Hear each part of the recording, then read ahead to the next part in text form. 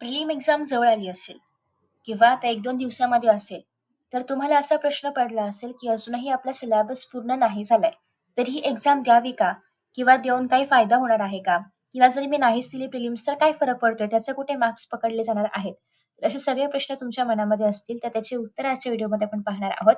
Welcome to S class education. मी सुहानी. सगळ्यात पहिली गोष्ट म्हणजे जी काही प्रिलिम्स एक्झाम तुमच्या स्कूलमध्ये किंवा तुम्ही बाहेरून कुठूनही देणार असाल, तर या ठिकाणी जी होते त्याचं नक्की महत्त्व काय आहे? तर बेसिकली हे जे प्रिलिम्स होते याचा पॅटर्न सेम तुमच्या बोर्ड पेपरप्रमाणे असणार आहे. टाईम वगैरे सगळं काही तुमच्या बोर्ड पेपरप्रमाणे असणार आहे. म्हणजे याचा अर्थ ही एक प्रॅक्टिस आहे की तुमची बोर्ड एक्झाम कशी होणार. ठीक आहे. सो सेम त्याच पॅटर्नमध्ये हे होतं. दुसरी गोष्ट याची लेव्हल कशी असते, तर लेव्हल थोडीशी हाय असते. याचं कारण असं आहे की प्रिलिम्स आहे, प्रॅक्टिस टेस्ट आहे.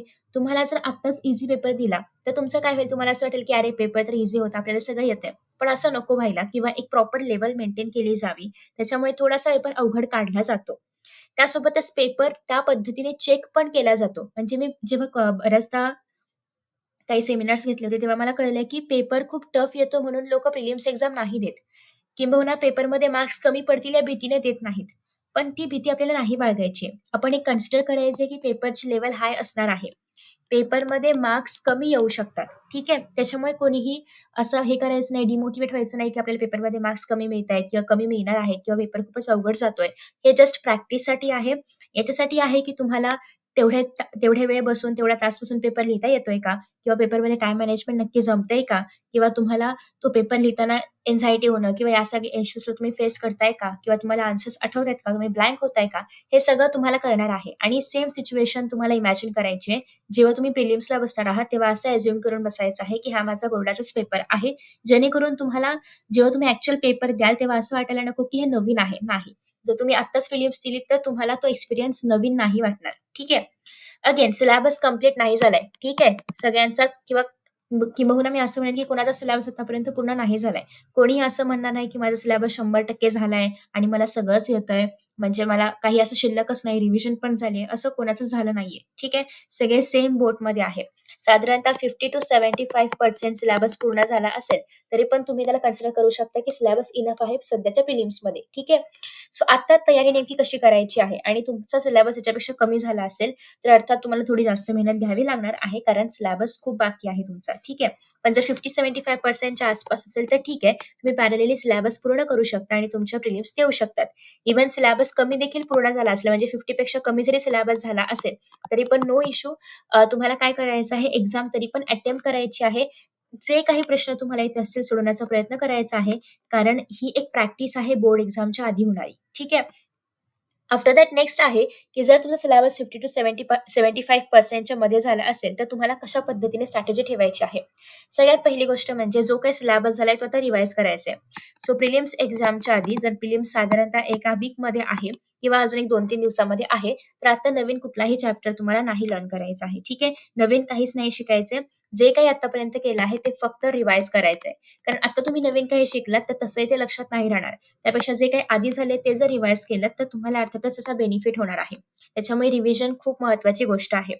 जो काही सिलेबस असेल अर्थात प्रिलिम्सला पूर्णच सिलेबस असतो. पण तरी देखील तुमचा जो काही झाला आहे त्यालाच खूप जास्तीत जास्त वेळा रिवाईज करण्याचा प्रयत्न करायचा आहे. जेणेकरून तुम्ही जे केलंय त्यातलं काही राहता कामा नये किंवा तुम्ही जे केलंय त्यातला एखादा प्रश्न आला आणि तो तुम्हाला येत नाही असं होता कामा नये. इव्हन तुमच्याकडे 10 चॅप्टर्स आहेत सायन्सचे, सायन्स 1चे आपण कन्सिडर करूया. त्यातले तुम्हाला फक्त साधारणतः 7 वगैरे येतायत. सफिशियंट आहे. पण ते 7 असे आले पाहिजेत, की त्यातलं सगळं तुम्हाला येतंय किंवा इव्हन 5 येतायत, 4 येतायत, कितीही येतायत. पण ते असे आले पाहिजे, की याच्यामधला कुठलाही प्रश्न दिला तरी पण तुम्हाला सोडवता आलाच पाहिजे. ठीक आहे. किंवा तुमचं पूर्ण 10 पैकी 10 म्हणजे 10 पैकी 10 चॅप्टरचा सिलेबस किंवा 100% पूर्ण सिलेबस नाही झालाय, ठीक आहे. पण जो काही झालाय तो असा पाहिजे, की तो एकदम परफेक्ट आहे. त्यातला कुठलाही प्रश्न विचारला तरी मला येतोय. ठीक आहे. सो अशा पद्धतीने आपल्याला सिलेबस जो आहे तो पूर्ण करायचा आहे, की कोणताही क्वेशन विचारला तरी पण मला आला पाहिजे. सो सिलेबस पूर्ण नसेल, तुम्हाला एक्झामची भीती वाटते, अजिबात घाबरू नका. जो काही सिलेबस झालेला आहे तेवढ्या सिलेबसवरती तुम्हाला एक्झाम द्यायची आहे. कारण ही फक्त एक प्रॅक्टिस टेस्ट आहे. यातून तुम्हाला कळणार आहे, की ॲक्चुअली आपली जी काही एक्झाम असते बोर्डची तर ती कशी होते. ऑलरेडी मी तुम्हाला सांगितलेलं आहे, की लेव्हल हाय असणार आहे. पेपर टफ चेक केला जाणार आहे. पण तरीही तुम्हाला त्या एन्व्हायरमेंटची सवय व्हावी. बोर्डाचा पेपर हा पहिला असणार आहे. जर तुम्ही 10th मध्ये असाल तर तुमचा बोर्डाचा हा फर्स्ट पेपर आहे. त्याच्यामुळे पेपरला ॲक्चुअली जाण्याआधी कळावं की पेपर कसा होतोय यासाठी तुम्हाला पेपर द्यायचा आहे. जेवढे जास्त प्रिलिम्स तुम्ही देऊ शकता प्लीज तेवढे जास्त अटेम्प्ट करण्याचा प्रयत्न करा. कारण प्रिलिम्स करत असताना किंवा देत असताना तुम्हाला एक लिखाणाची सवय होते की उत्तर कसं लिहिलं गेलं पाहिजे. स्पेसिफिकली जर ते सायन्स किंवा हिस्ट्री वगैरे असेल तर उत्तर लिहिण्याची एक कला आहे किंवा आपण म्हणूया की एक पॉइंट्समध्ये लिहायची असते. एक सायंटिफिक लँग्वेज वापरायची असते. हिस्ट्रीचं उत्तर लिहिणार असाल तर ती प्रॉपर भाषा वापरायची असते. तर मग या केसेसमध्ये आन्सर कसं लिहायचं हे तुम्हाला कळणार आहे जेव्हा तुम्ही हे पेपर सॉल्व्ह कराल. दुसरी गोष्ट पेपर सॉल्व्ह केल्यानंतर प्लीज ते चेक करून घ्या तुमच्या टीचर्सकडून. कारण फक्त सॉल्व्ह करणे इज नॉट इम्पॉर्टंट. तुम्हाला कळलं पाहिजे की तुमच्या चुका कुठे होत आहेत. कारण आपण पेपर लिहितो पण आपल्याला हे माहिती नाहीये की एक्झामिनरला काय एक्सपेक्टेड असू शकतं किंवा आपण जे उत्तर लिहिले त्या पॅटर्नचं उत्तर एक्झामिनरलाच एक्सपेक्टेड आहे का किंवा त्याला कितपत मार्क्स मिळू शकतात हे तुम्हाला तेव्हाच कळेल जेव्हा ते एका टीचरने चेक केलं असेल. त्याच्यामुळे ट्राय करा की तुम्ही तुमच्या टीचर्सकडून हे सगळे पेपर चेक करून घ्याल जेणेकरून तुम्हाला तुमच्या मार्क्सची आयडिया येईल किंवा तुम्हाला अजून काय इम्प्रूव्ह करायचं आहे त्याची आयडिया येईल. आता मग क्वेश्चन असा आहे की जो उरलेला सिलेबस आहे जो काही रिमेनिंग सिलेबस आहे त्याचं काय करायचं. ठीक आहे. ओके. सो जो काही रिमेनिंग सिलेबस आहे त्याचा आपण काय करायचं आहे. तर आता तुम्ही जेव्हा प्रिलिम्सची प्रिपरेशन करताय तेव्हा तुम्ही ऑलरेडी जे झालंय त्याचं रिव्हिजन करत आहातच. प्रिलिम्स काय पूर्ण तुमची 2 महिने नाही चालणार आहे. तुमच्याकडे आता ऑलमोस्ट अर्धा डिसेंबर आहे आणि त्यासोबतच जानेवारी पूर्ण आहे आणि फेब्रुवारी पूर्ण आहे. सो प्रिलिम्स पूर्ण महिनाभर तर नाही चालणार आहे. साधारणतः आय गेस आता जर प्रिलिम्स सुरू झाले तर साधारणतः 6 ते 7 दिवसामध्ये 1 वीकमध्ये वगैरे प्रिलिम्स संपवली जाते. मॅक्स टू मॅक्स 8 ते 10 दिवसांच्या आतच संपवली जाते. जास्त वेळ लागत नाही प्रिलिम्स एक्झामला. एका मागोमाग एक पेपर असतात. सो अशा पद्धतीने एका वीकमध्ये किंवा साधारणतः 8 दिवसांमध्ये वगैरे प्रिलिम्स संपली जाईल. त्याच्यानंतर जो काही वेळ शिल्लक आहे, जानेवारीचा आहे, फेब्रुवारीचा आहे. तर आता इथपर्यंत प्रिलिम्सपर्यंत जो काही तुम्ही अभ्यास केलेला आहे किंवा जेवढे पर्सेंटेज अभ्यास तुम्ही केलाय त्याची रिव्हिजन पण तुमची करून झाली आहे. म्हणजे तो आता परत-परत करायची गरज नाहीये. मग आता तुम्हाला काय करायचं आहे जानेवारीमध्ये किंवा डिसेंबरचे जे काही दिवस शिल्लक राहतील आफ्टर प्रिलिम्स त्याच्यामध्ये तुम्हाला ट्राय करायचं आहे की आता उरलेला जो काही सिलेबस आहे तो तुम्ही पूर्ण कराल. ठीक आहे. त्याच्यामध्ये पण तुम्हाला जे प्रायोरिटीवाले चॅप्टर्स आहेत ज्यांचं वेटेज हाय आहे ते आधी करायचे आहेत.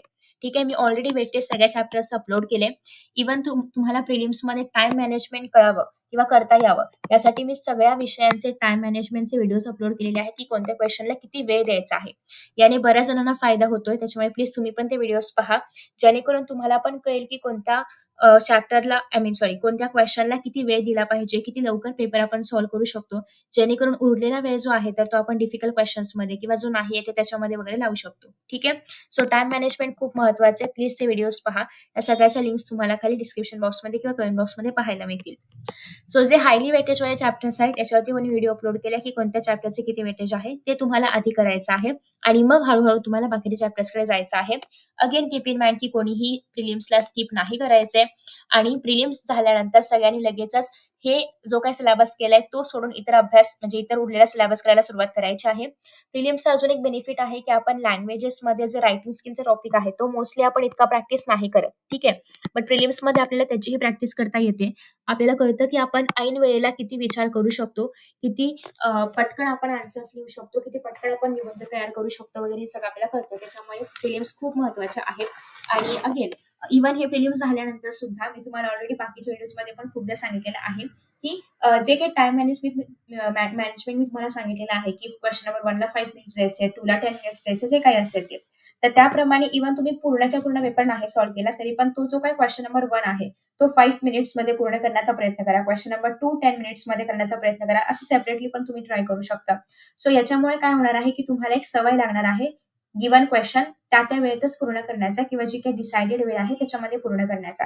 जेणेकरून एक्झाममध्ये तुम्हाला पटापट ते क्वेश्चन सॉल्व्ह करता येतील. ठीक आहे. दुसरी गोष्ट अशी आहे की रायटिंग स्किलसाठी आता तुम्ही प्रिलिम्सला काय करायचं आहे तर तुम्ही कोणतेही जे सॅम्पल्स आहेत तर ते रीड करू शकता. इफ यू नो तर मी पूर्ण जे काही रायटिंग स्किलचे सगळे काही टॉपिक्स आहेत सगळे अपलोड केलेले आहेत. संस्कृत, मराठी आणि इंग्लिशचे. ठीक आहे. सो तुम्ही ते जस्ट एकदा जरी पाहिलं तरी पण तुम्हाला आयडिया येईल की आपण ह्याच्यामध्ये प्रत्येक रायटिंग स्किलमध्ये काय काय करायचं आहे. ठीक आहे. दुसरी गोष्ट प्रिलिम्ससाठी रिव्हिजन करत असताना आपण लँग्वेजेस बद्दल तर पाहिलं की फक्त रायटिंग स्किलवरती फोकस करायचा आहे. बाकी जे काही ग्रामर आहे त्याच्यावरती पण मी सगळे टॉपिक्सवरती व्हिडिओ अपलोड केलेले आहेत. सो प्लीज चेकआउट करा. आणि ग्रामरचे क्वेश्चन्स पण तुम्हाला नीट करायचे आहेत, कारण ग्रामरला खूप जास्त वेटेज आहे प्रत्येक लँग्वेजमध्ये. ठीक आहे. दुसरी गोष्ट आहे की आता आपण मॅथचा अभ्यास कसा करणार आहोत, तर प्लीज फॉर्म्युला शीट्स तयार करा मॅथ्ससाठी. कारण तुम्ही जर पाहिलं तर जास्त असे काही फॉर्म्युला नाही आहेत आपल्याकडे. जर तुम्ही फर्स्ट चॅप्टर पाहायचं म्हटलं लिनियर इक्वेशन्स वाला, तर त्याच्यामध्ये काय ग्रामर रूल वगैरे आहे, जास्त मोठे मोठे असे कुठलेही फॉर्म्युले नाहीयेत. किंवा सेकंड क्वाड्रॅटिक मध्ये पण फॉर्म्युला मेथड आहे, रूट्स आयडेंटिफाय म्हणजे रूट्सचे टाईप आयडेंटिफाय करायचे आहे, रिअल आहे की इक्वल आहे, किंवा कम्प्लिटिंग स्क्वेअर मेथड आहे. सो खूप जास्त असं काही डीप मध्ये नाहीये. अरिथमॅटिक प्रोग्रेशन मध्ये पण ठरलेले टीएलचं फॉर्म्युला आहे, एसएनचं फॉर्म्युला आहे. सो जास्त खूप खूप असं काही त्याच्यामध्ये नाहीये. ठीक आहे. त्याच्यामुळे फायनान्शियल प्लॅनिंग असेल, सगळं असेल, सगळ्याची लिस्ट तयार करा आणि एका पाण्यात भरतील एवढेच फॉर्म्युले लिहायचे आहेत, म्हणजे एका पाण्यातच फॉर्म्युले भरवायचे आहेत, जेणेकरून तुम्हाला पुन्हा रिवाइज करताना फक्त ते पान वाचलं की कळलं पाहिजे कुठले कुठले फॉर्म्युले आहेत ते. ठीक आहे. नेक्स्ट पॉईंट असा आहे की मॅथ्स पार्ट 2 मध्ये तुम्हाला थिअरम्स आहेत. सो प्लीज थिअरम्स तुम्हाला लक्षात ठेवायचं आहे. त्याचं कारण असं आहे की थिअरम्स खूप महत्वाचे आहेत. एक्झाम मध्ये डिरेक्टली हा क्वेश्चन येतो आणि हा क्वेश्चन असं असतं की आपल्याला थिअरम माहिती आहे, आपण हे सगळं ऑलरेडी सॉल्व्ह केलंय. इव्हन आपल्या हातामध्ये आहे की कोणती डायग्राम काढायची, कसं सॉल्व्ह करायचं. सो त्याच्यामुळे हे आपले मार्क्स, आपल्या हातचे मार्क्स आहेत. कारण जर क्वेश्चन आला तर आपल्याला माहिती नाही की तो कसा आहे किंवा कसं सॉल्व्ह करायचं. बट थिअरम आपल्याला माहिती असतं की कसा येणार आहे, आपण कसं सॉल्व्ह करायचा. सो त्याच्यामुळे थिअरमचे क्वेश्चन्स हे जे आहेत ते कोणीच स्किप नाही करायचे. ठीक आहे. सो फॉर्म्युला शीट करायची आहे. थिअरमसाठी तुम्ही अगेन काही स्टेटमेंट्स लक्षात ठेवू शकता, किंवा तुम्हाला शॉर्टकटमध्ये जे काही लक्षात ठेवणे इझी असेल डायग्रामच्या हेल्पने, काही सेंटेन्सेसच्या हेल्पने, त्याप्रमाणे तुम्ही लक्षात ठेवू शकता. त्यासाठी पण एक छोटीशी तुम्ही एक शीट टाईप बनवू शकता, ज्याच्यामध्ये सगळे थिअरम्स तुम्ही लिहिलेले असतील. ठीक आहे. त्याच्यानंतर नेक्स्ट आहे सायन्स. सायन्स 1 असो किंवा 2 असो, मी सगळ्याचे वन शॉट व्हिडिओज अपलोड केलेले आहेत. प्लीज चेकआउट करा. दुसरी गोष्ट, तुम्ही जे काही सायन्सचा अभ्यास करणार आहात, आता तुमची एक म्हणजे जे काही चॅप्टर तुम्ही केले असेल, फॉर एक्झाम्पल फर्स्ट केलंय, सेकंड केलंय, थर्ड केलंय, पूर्ण केलेला आहे चॅप्टर. ठीक आहे. सो थर्ड पर्यंत तुम्हाला चॅप्टर्स व्यवस्थित माहिती आहेत, प्रॉपर चॅप्टर माहिती आहे, त्याच्यामध्ये कुठला शब्द कुठे आहे किंवा कुठून क्वेश्चन कसा बनवू शकतो सगळं माहिती आहे. तर मग या केसमध्ये जेव्हा तुमची फायनल रिडिंग झाली किंवा फायनली तुम्हाला कळले की या चॅप्टरमध्ये काय काय आहे, मग तुम्हाला आता याचा माइंड मॅप बनवायचा आहे. Just to keep in mind की कुठले टॉपिक महत्वाचे आहेत, तेच फक्त लिहायचे जे तुम्ही विसरू शकता किंवा जे तुम्हाला अजूनही तितका कॉन्फिडन्स नाही टॉपिक्समध्ये, तेवढेच फक्त लिहायचे आहेत. जे तुम्हाला ऑलरेडी माहिती आहेत, येत आहेत, ते लिहायची गरज नाही. सेम फॉर सायन्स 2 साठी पण, सायन्स 1 साठी पण माइंड मॅप्स खूप जास्त महत्वाचे आहेत. खूप मोठे मोठे पॅराग्राफ्समध्ये नोट्स लिहिण्यापेक्षा थोडक्यात शॉर्टकटमध्ये जेवढे नोट्स लिहाल तेवढंच तुम्हाला इझी आहे रिव्हिजन करण्यासाठी, आता पण आणि बोर्ड एक्झामसाठी पण. त्यानंतर नेक्स्ट आहे आपलं हे इतिहास. इतिहाससाठी बऱ्याच जणांचं असं आहे की आन्सर्स लक्षात राहत नाहीत. एकच सिंपल याच्यासाठी पर्याय आहे, तो म्हणजे तुम्हाला खूप जास्त रिडिंग करायचं आहे. कारण इतिहासामध्ये ते उत्तर तेच राहणार आहे, ते बदलणार नाहीये कधीच. ठीक आहे. त्याच्यामुळे खूप जास्त वेळ रिडिंग करायची आहे. जेवढं जास्त रिडिंग कराल तेवढं जास्त रिव्हिजन होईल आणि तुम्हाला तेवढंच त्या गोष्टी लक्षात राहतील. दुसरी गोष्ट मी तुम्हाला ऑलरेडी सांगितलेली आहे, कीवर्ड्स बनवायचे आहेत आणि त्यानुसार सेंटेन्सेस जे आहेत ते स्वतः फ्रेम करून आन्सर्स लिहायचे आहेत. जर माहिती नसेल ही टेक्निक, तर मी ऑलरेडी व्हिडिओ अपलोड केलेला आहे, चेकआउट करू शकता. ठीक आहे. सो हा एकच पॉईंट आहे इतिहासामध्ये. टाइम मॅनेजमेंट बद्दल मी ऑलरेडी व्हिडिओ अपलोड केलाय, प्लीज चेकआउट करा. नेक्स्ट आहे सेम फॉर राज्यशास्त्र आणि त्याच्यानंतर आहे भूगोल. भूगोलमध्ये मॅपिंग आणि ग्राफ दोन खूप महत्वाचे पॉइंट्स आहेत. याच्यावरती कोणीच असं सोडून द्यायचे नाहीयेत किंवा कोणी इग्नोर नाही करायचे. हे दोन टॉपिक्स आलेच पाहिजेत तुम्हाला. ग्राफवरती पण व्हिडिओज अपलोड केलेले आहेत आणि मॅप्सवरती पण केलेला आहे. सो रिव्हिजन करताना मॅप्सला प्लीज लक्षात ठेवायचं आहे.